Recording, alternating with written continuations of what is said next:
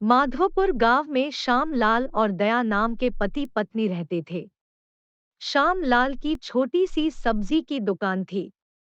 उनका बेटा सोहन शहर में ड्राइवर का काम करता था।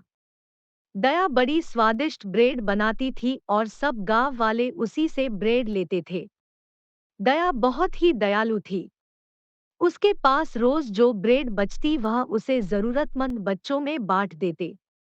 वो दोनों जैसे तैसे भी अपना गुजारा करते थे और पैसे बचा बचा कर अपने बेटे को शहर भेजते थे।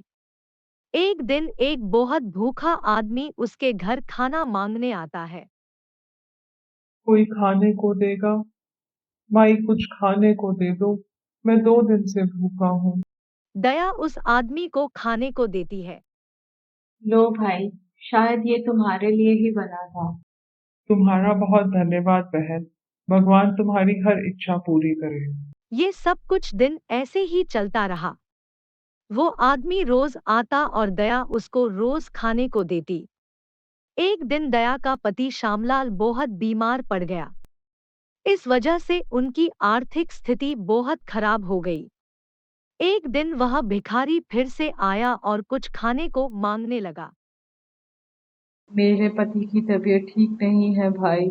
आज तो हमारे पास भी खाने को कुछ नहीं है। तुम फिक्र मत करो बहन। तुमने मेरे बुरे वक्त में मेरी बहुत मदद की है। आज मेरी बारी है तुम्हारी मदद करने की। मैं तुम्हें एक जादुई चूल्हा देता हूँ। इस पे तुम जब भी बर्तन रखोगी, ये खाने से भर जाएगा। पर ये याद रखना कि अगर तुमने लालच किया, तो ये चूल्हा गायब हो जाएगा। इतना कहकर वो आदमी गायब हो गया। दया को अपनी आंखों पर यकीन नहीं आ रहा था। वह जैसे ही बर्तन चूल्हे पर रखी है, वो खाने से भर जाता है। वो ये देखकर खुश हो जाती है। तभी श्यामलाल नींद से जागता है और दया उसे सब कुछ बताती है। वो दोनों अब घर पर खाना बनाकर बेचने लगे। श्यामलाल की तबीयत भी सुधरने लगी। जो खाना उनके पास बच जाता उसे वो गरीब लोगों में बांट देते। दया बहुत मेहनती थी। उसने और श्यामलाल ने पैसे जोड़ जोड़ कर अपनी छोटी सी खाने की दुकान खोल ली। उधर उनका बेटा बुरी संगत में पड़कर शराब पीने लगा। एक दिन दया को पुलिस स्टेशन से फोन आया कि उनके लड़के को पुलिस ने पकड़ लिया है। वो दोनों शहर जाकर अपने बेटे को छुड़ा लाते हैं। वापस आकर भी सोहन ने अपनी बुरी आदतें नहीं छोड़ी। जब दया और श्यामलाल काम पर चले जाते तो सोहन पीछे से घर पर चोरी करता।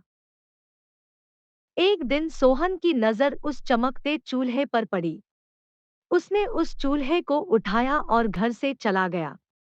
जैसे ही सोहन उस चूल्हे को बेचने जाता है, वह चूल्हा गायब हो जाता है। यह देख सोहन चौंक जाता है।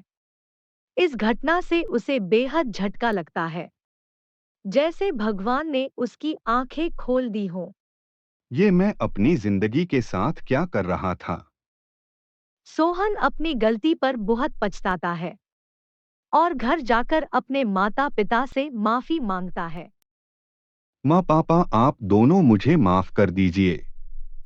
अगले दिन से ही सोहन अपने माता पिता के साथ दुकान संभालने लग जाता है और वो तीनों हंसी खुशी रहने लगते हैं।